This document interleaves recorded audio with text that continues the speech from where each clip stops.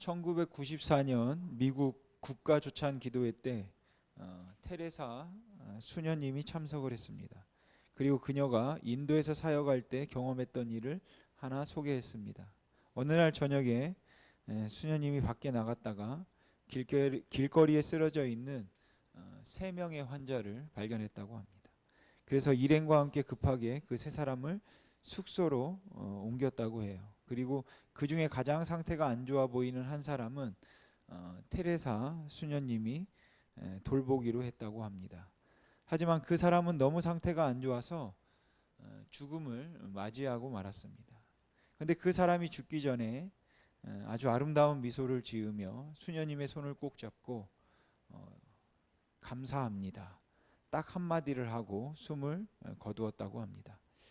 사실 죽음의 순간에는 간절함, 원망, 억울함, 분노를 표현한 많은 말이 다 정당해 보일 것 같기 때문에 이 감사합니다라는 말이 더욱 마음에 와 닿는 것 같습니다. 여러분, 죽기 직전에 하는 말들은 다 유언이니까 진심이고 또 어찌 보면 인생을 마감하는 말 같아서 큰 의미가 있습니다. 예수님께서는 십자가에 6시간 동안 달려 계시다가 이제 돌아가셨는데 그 6시간이 예수님에게는 정말로 고통스럽고 힘든 시간이었을 겁니다.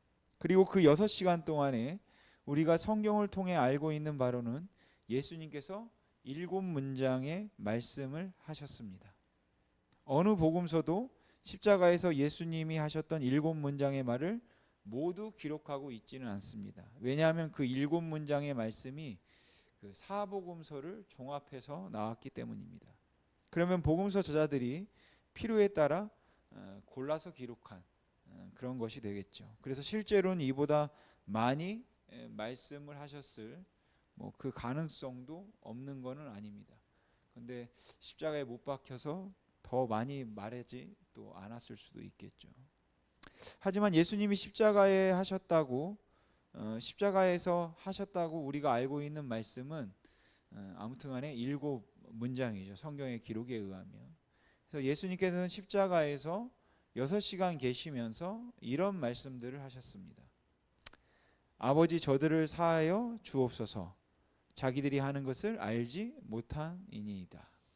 내가 진실로 내게 이르노니 오늘 내가 나와 함께 낙원에 있으리라. 나의 하나님, 어찌하여 나를 버리셨나이까? 내가 목마르다. 다 이루었다. 아버지, 내 영혼을 아버지 손에 부탁하나이다. 모두가 다 십자가를 통한 하나님의 사랑을 보여주는 짧고 간단하지만 아주 절실한 말들입니다. 모두 그리스도의 구속사역을 설명해주고 또 메시아로서 이 땅에 오셔서 사명을 감당하신 것과 관련된 말씀들입니다. 그런데 제가 6문장만 말씀드리고 하나가 빠져 있죠. 바로 오늘 함께 생각해 볼 말씀입니다. 여자여 보소서 아들이니이다. 보라 내 어머니라. 여러분, 예수님께서 마지막 하신 다른 6마디가 모두가 다 신학적인 그런 의미가 담겨 있는 아주 중요한 말씀들이라고 본다면 오늘 우리가 생각해 볼 이 말씀도 상당히 중요한 의미를 가져야 한다고 생각합니다. 그런데 예수님께서 어떤 의도에서 이 말씀을 하셨는지 그 의도를 찾기가 쉽지는 않습니다. 그래서 전통적으로 카톨릭에서는 요한이 모든 제자들, 더 나아가서는 교회를 상징한다고 이해했던 적이 있습니다. 그래서 예수님께서 교회를 마리아의 손에 의탁한 것이라고 본문을 해석하기도 했습니다. 하지만 엄밀히 본문에서 예수님께서 하신 말씀은 요한을 마리아에게 맡긴 것이 아니라 마리아를 요한에게 맡긴 겁니다. 그래서 예수님의 이 말씀이 교회와 마리아의 관계로 보고 있다는 것은 좀 지나친 비약이기도 하고, 만일 요한이 교회를 상징한다면 마리아도 무언가를 상징해야 하는데 마리아는 그냥 마리아를 의미한다고 말하는 것도 일관성이 없어 보인다라는 것이죠. 또한 예수님의 이 말씀을 너무 힘들어하고 있는 그 어머니를 보고 죄송하고 또 미안한 마음이 들어서 요한에게 특별한 부탁을 하신 것이라고 볼 수도 있겠지만 저는 그렇다고 생각되지는 않습니다. 예수님의 이 말씀은 몹시 힘들어하는 제자로서의 어머니를 보고 그를 사랑하셔서 고통 중에 있는 어머니가 이 땅에서 어떻게 위로를 받으며 살아가야 할지를 알려주시고 그 길을 제공해 주신 것이라고 생각합니다. 다시 말하면 요한복음 13장에서 말씀하신 마지막까지 그의 제자들을 사랑하신 예수님의 마음을 보여준 말씀이라는 것입니다. 그리고 조금 더 궁극적으로는 예수님이 특별히 요한복음 17장의 그 대제사장적 기도에서 말씀하신 것처럼 주님의 제자들이 어떻게 이 세상에서 서로 의지하고 사랑하는 공동체가 되어야 하는가, 그 말씀을 하고 계시다고 생각합니다. 사실 십자가 옆에 있는 마리아의 모습은 십자가 위에서 예수님이 보시기에 너무 처절할 만큼이나 슬픔과 비통한 그런 모습이었을 겁니다.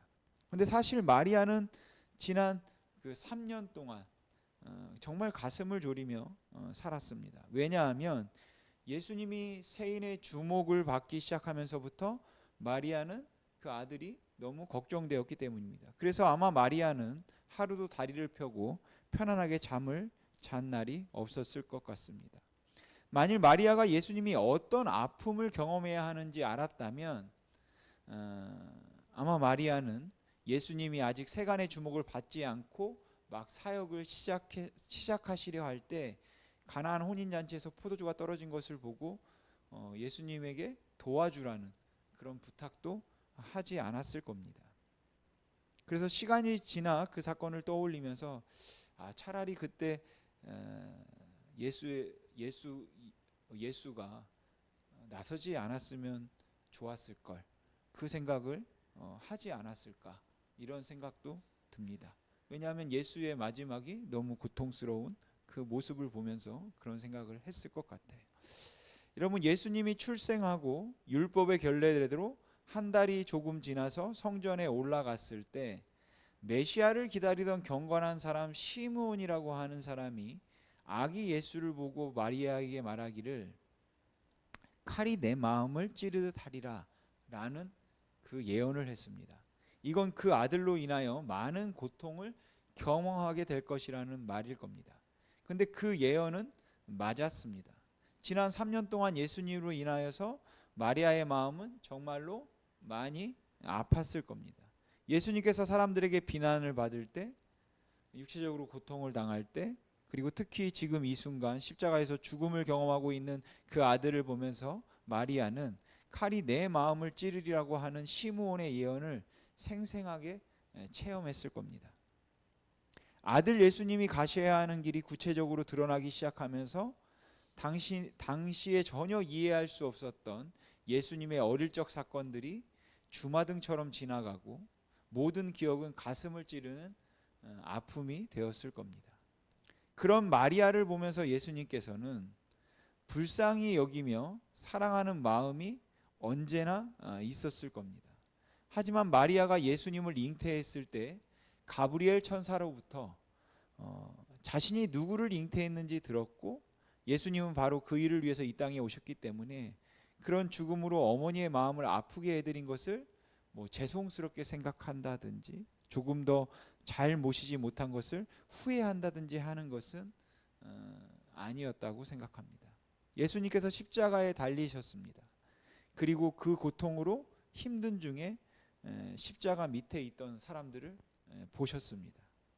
새 복음서에서는 특히 여자들이 먼 발치에서 예수님을 바라보았다라고 기록하고 있습니다. 사실 사랑하는 사람이 십자가에서 고통당하는 모습을 특히 여자들이 가까이에서 보기에는 너무 끔찍스러운 장면이 아니었을까 생각됩니다. 그런데 먼 발치에 있던 그 제자들과 여자들 중에 몇 명이 예수님께 좀 가까이 다가온 순간이 있었던 것 같습니다. 그리고 거기에 예수님의 어머니 마리아도 함께 있었고 요한도 있었습니다. 예수님은 그들을 알아보셨고 그리고 마리아에게 말씀하셨습니다. 여자여 보소서 아들이니이다. 아마 여러분 중에 왜 예수님이 마리아를 부를 때 여자여라고 했는지 의아한 생각이 드시는 분이 있을 겁니다. 여기 여자여라고 하는 헬라어 귀나이는 사실 낮추어 부르는 말이 아니라 존칭, 경어입니다. 경어. 물론 어머니를 부를 때 일반적으로 사용하는 단어는 아닙니다. 요한복음에서만 이 단어가 이제 마리아에게 쓰이는데 예수님께서 마리아를 어머니이면서도 동시에 앞에 말했듯 제자로 보셨기 때문에 사용하고 있는 것이 아닐까 생각됩니다. 그러니까 어떤 인간적인 관계에서 말을 하는 것보다 오히려 제자로서 그를 아끼고 사랑하는 마음으로 예수님께서 이런 호칭을 특별히 사용하지 않았을까 생각합니다. 아무튼 예수님은 고통 중에 계시면서도 고통스러워하고 있는 그 어머니를 보았습니다. 경건한 여인이었고 예수님이 출생하셨을 때부터 예수님이 어떤 일을 위해 오셨는지를 누구보다 잘 알고 있었던 마리아니까 원망을 하거나 예수님을 말릴 마음은 전혀 없었을 겁니다. 그래서 견디기가 더 어려웠겠죠. 왜냐하면 슬픔을 참고 견디는 일은 슬픔을 털트리는 것보다 훨씬 더 어려운 일이기 때문에 그렇습니다. 세상 누가 보아도 그곳에 있는 사람들 중에 가장 힘든 사람은 마리아였겠죠. 근데 마침내 이 마리아와 예수님의 눈이 마주쳤습니다. 그리고 예수님은 그 곁에 있던 요한도 보셨습니다. 여러분, 예수님께서 하신 이 말의 순서나 어조를 볼 때 예수님이 하신 말씀은 부탁이 아니라 명령입니다. 만약에 부탁이었다면 순서로 볼 때는 요한에게 먼저 말씀하시는 게 맞을 것 같아요. 나의 사랑하는 제자 요한아, 내 어머니를 좀 부탁한다. 네가 좀 모셔줘라. 그리고 나서 어머니에게 어머니 요한입니다. 친자식처럼 모실 겁니다. 요한 의지하고 사십시오. 이렇게 되면 부탁입니다. 근데 예수님께서는 요한의 의사는 묻지도 않고 먼저 어머니에게 말씀하죠. 보소서 아들입니다. 그리고 요한에게 보라 내 어머니다. 이 말씀의 뉘앙스는 그냥 부탁이 아닌 명령입니다. 그리고 성경은 기록하길 그때부터 그 제자가 즉 요한이 마리아를 자기 집으로 모셨다고 기록하고 있습니다. 그런데 여러분, 이 예수님의 명령이 너무 이상하다고 생각되지 않으십니까? 아무 느낌이 없죠. 오늘 처음 본 말씀일 수도 있을 테니까. 예수님에게는 동생들이 있었습니다. 이것도 처음 듣는 말씀인가요? 그건 아니죠. 예수님에게는 남동생이 넷이 있었습니다. 그런데 왜 굳이 마리아를 요한에게 부탁했을까요? 좀 이상하지 않습니까? 그들이 모두 예수님을 싫어해서 예수님이 돌아가실 때 그 자리에 없었기 때문에 요한에게 부탁했다면 조금 이해할 수 있을 것 같습니다. 그들은 예수님의 제자가 아니라서 예수님의 죽음에 공감하지 못했다면 썩 이해되지는 않지만 가능하기는 하겠죠. 하지만 적어도 그들 중 하나는 얼마 지나지 않아서 주님이 부활하시고 그에게 나타나셨으니까 십자가 사건이 있고 나서 40일 이내라고 보아야 할 텐데 그때 회심하고 초대 교회의 지도자가 됩니다. 그게 바로 야고보예요. 야고보. 그리고 예수님이 야고보의 회심을 몰랐을 리가 없겠죠. 그러니까 요한에게 마리아를 맡기지 않았어도 야고보가 마리아를 잘 모셨을 겁니다. 근데 왜 굳이 요한에게 어머니를 맡기셨을까요? 또한 예수님의 유언적인 이 명령 때문에 마리아는 나중에라도 야고보와는 함께 살 수 없었고 언제나 요한과 함께 살았다. 이렇게 보아야 할까요?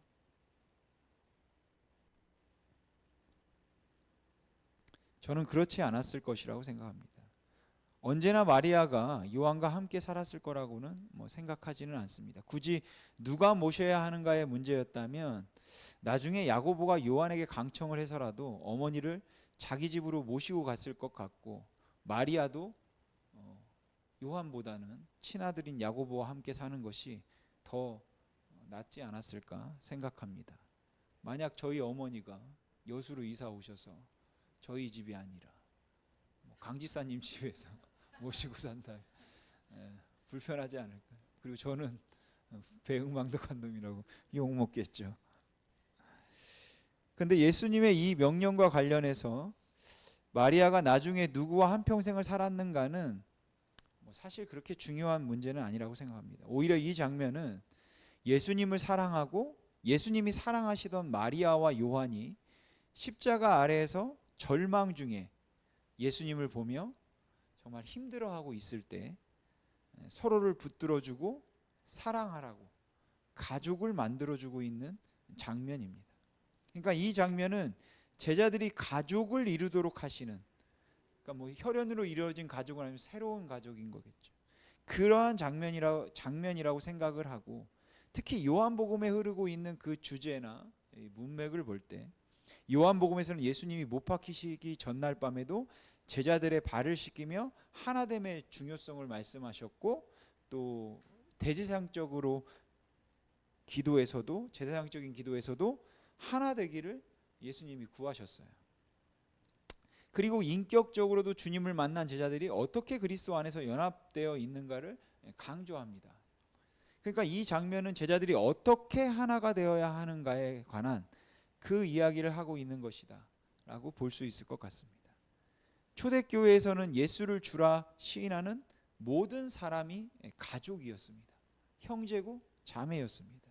서로 의지하며 주님의 오심을 기다리고 있던 공동체의 일원이었어요. 특히 환난이 심할 때는 더욱 그랬습니다. 피를 나눈 형제와 다름없이 그들은 서로를 붙들어주고 서로를 격려해 주었습니다. 왜냐하면 그것이 이 세상에서 믿음을 지키는 힘이었기 때문입니다. 여러분, 주님의 죽음을 목격하고 주님의 부활을 목격하고 그래서 주님의 재림을 기다리고 있는 사람들에게 중요한 특징, 그리고 더할 수 없는 힘은 함께함입니다. 그 경험을 공유하고 그 소망을 공유하고 그 나라를 공유하는 것은 부활을 기다리며 살았던 사람들에게 최고의 위로이고 최고의 용기였다라는 것이죠. 왜냐하면 세상에서는 조롱거리였고 그들의 말이 터무니없는 말로 들렸기 때문에 그렇죠. 그리고 이 상황은 치열하게 제자로 살고자 하면 지금도 크게 달라지지 않는다고 생각합니다. 여러분, 믿음을 지키며 하나님이 원하시는 삶을 사는 것은 절대로 녹록지 않습니다. 절대로 혼자 할 수 없습니다. 믿음으로 살기 위해서 조롱과 비난을 받아야 하는 경우나 믿음으로 살지만 고난과 아픔을 경험해야 하는 경우에는 특히 믿음의 동지가 필요합니다. 내 말을 아무도 믿어주지 않고 다 미쳤다고 말하는 그러한 상황이 된다면 누군가 내 말을 믿어주고 누군가 내 말을 들어준다는 것만으로도 얼마나 큰 위로와 힘이 되는지 모른다라는 것이죠. 사람들이 도대체 어떤 사람이 2000년 전에 있었던 예수의 부활을 여전히 믿고 다시 오겠다고 떠나셔서 2000년 동안 오지 않는 예수를 여전히 기다리며 사냐. 세상에 이렇게 무모하고 맹목적인 사람들이 어디 있냐 라고 비웃고 조롱할 때, 그럼에도 나는 분명히 예수님의 부활을 믿는다고 말하고 그 예수님의 다시 오심을 기다리고 있다고 말을 한다면, 그렇게 함께 고백하고 있는 사람들만큼, 그것을 공유하고 있는 사람들만큼 귀하고 소중한 사람들이 없다라는 것이죠. 여러분, 부활을 믿는 사람들임에도 불구하고 하나가 되지 않는다면 믿음을 지킨다는 말을 아주 소극적으로 이해해서 혼자 성경 보고 혼자 기도하면 되는 것 정도로 생각하고 있거나, 이 세상에서 어쩌면 천국 가치관을 가지고 충분히 헌신적으로 살고 있지 않기 때문에 그 부활을 믿는 사람들의 그 공동체가 그리 소중하게 여겨지지 않는 것인지도 모르겠습니다. 부활을 믿는 것 때문에 조롱을 한번 당해보면, 부활을 믿는다는 사실 때문에 핍박과 환난을 한번 당해보면 이 부활을 함께 믿는 형제들과 자매들만큼 귀한 사람들은 없을 겁니다. 사랑하던 예수님이 처참한 모습으로 달려있는 십자가 아래에서 그 예수님을 바라보며 어쩔 줄 몰라 하던, 예수님을 사랑하던 이 사람들, 특히 여러분 마리아의 심정을 한번 헤아려 보십시오. 얼마나 절망적이었을까요? 얼마나 아팠겠습니까? 그리고 이들의 모습이 저와 여러분의 모습이라면 그렇게 힘들어하고 있는 저희들을 보면서 주님이 이렇게 말씀하실 겁니다. 아무개를 보라, 내 어머니다. 아무개를 보라, 내 아들이다. 그런데 거기에 난 사람 필요 없습니다. 나는 주님만 바라보며 살 겁니다. 라고 말하는 것은 맞지도 않고 주님이 원하시는 모습도 아니다라는 것이죠. 여러분, 예수님은 십자가에 달리신 예수님을 바라보면서 어쩔 줄 몰라 하고 슬퍼하고 있던 그 사람들에게, 그 사랑하는 사람들에게 슬퍼하지 말고 그냥 나만 바라봐, 나만 바라보면 된다, 이렇게 말씀하지 않으셨습니다. 조금 더 정확하게 말하면 부활하신 주님을 다시 만날 날만 고대하면서 살기 위해서는, 우리가 정말 주님만 바라보기 위해서는 어머니와 아들이 절대적으로 필요하다는 것을 강조하셨다라는 것이에요. 여러분, 신앙생활은 절대로 혼자 할 수 있는 게 아닙니다. 아니, 신앙생활은 절대로 혼자 하는 게 아닙니다. 왜냐하면 혼자 큐티 시간 지키고 혼자 묵상하고 혼자 예배하면 되는 것이 신앙생활이 아니기 때문입니다. 신앙생활이란 예수를 주로 고백하는 사람들과 함께 예배하는 삶이고, 믿음을 가지고 사람들 속에서 사람들과 부딪히며 그 안에서 빛을 발하는 또 증인의 삶이기 때문입니다. 여러분, 예수님만 믿고 따르는 사람들이 십자가에서 예수님이 고통당하는 모습을 보면서 패배와 절망감을 경험했겠죠. 그때 정말 이제는 다 끝났다 생각했을 겁니다. 모든 소망이 끊어진 것 같았겠죠. 그래서 이제 제자들은 그 십자가 아래에서 그 주님을 보면서 뿔뿔이 흩어질 일만 남은 겁니다. 그냥 자기의 삶을 살아가면 되는 거예요. 굳이 이제 함께하고, 예수님이 항상 하나가 되라고 강조하셨지만 예수님이 돌아가신 이 마당에 하나가 되어야 할 이유가 없는 겁니다. 뭐가 있겠습니까? 이 십자가 때문에 더 이상 함께함은 의미가 없는 거예요. 예수님이 없으니까요. 예수님이 죽었으니까요. 그러나 십자가가 끝이 아니다라는 것이죠. 예수님은 사흘 만에 부활하셨다라는 겁니다. 그리고 이 부활 때문에 다시 하나됨, 함께함이 의미가 있는 것입니다. 그 부활의 소망 때문에 이 땅을 살아가면서 그 제자들은 또다시 하나가 되어야 한다라는 것이에요. 여러분, 그들의 절망과 패배감은 불과 사흘에 불과했습니다. 사흘 만에 주님이 다시 살아나셨잖아요. 아무도 믿지 않았지만 직접 주님을 보았고 만났던 제자들은 주님이 부활하셨다는 도저히 믿을 수 없는 이 황당하게 들리는 이야기를 믿는 사람들이었기 때문에 다시 가족이 되었다라는 것이죠. 사랑하는 성도 여러분, 우리는 부활을 믿는 사람들입니다. 그리고 십자가의 죽음 때문이 아니라 이 부활 때문에 이제 우리는 보소서 아들입니다, 보소서 어머니입니다 라는 이 말이 우리 가슴에 깊은 울림이 있게 되는 것이죠.